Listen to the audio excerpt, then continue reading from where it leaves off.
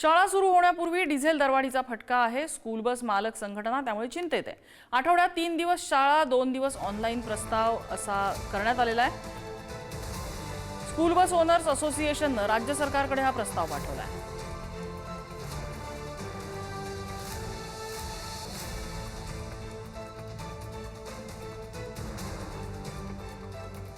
धनंजय दळवी आमचे प्रतिनिधी आपल्याला अपडेट देत आहेत। धनंजय, नेमका हा प्रस्ताव काय सांगतोय?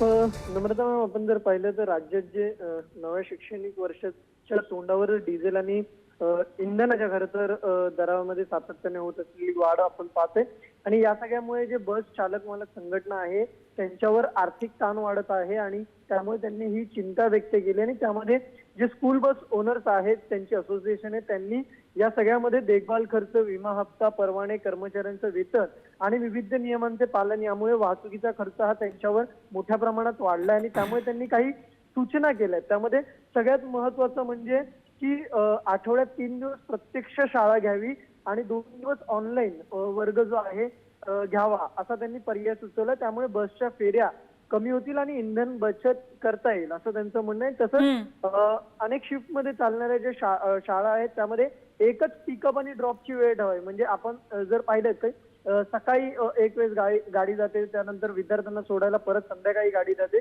तर त्यावेळेस एकच वेळेस त्यांना आणणे आणि सोडण्याची व्यवस्था ही करण्यात यावी अशी ती सुद्धा त्यांच्याकडून सूचना यावेळेस करण्यात आली। त्यामुळे फेऱ्या कमी होतील आणि पुन्हा एकदा वाहतूक खर्चात किंवा इंधनात बचत होईल असं त्यांचं म्हणणं आहे। आणि या सगळ्या संदर्भात त्यांनी सरकारने विशेष लक्ष द्यावं, सवलत किंवा अनुदान द्यावं अशी सुद्धा अगदी। त्यामुळे आता या प्रस्तावाचा सरकारकडून कसा विचार केला जातो हे बघावं लागेल। धनंजय, धन्यवाद माहितीबद्दल।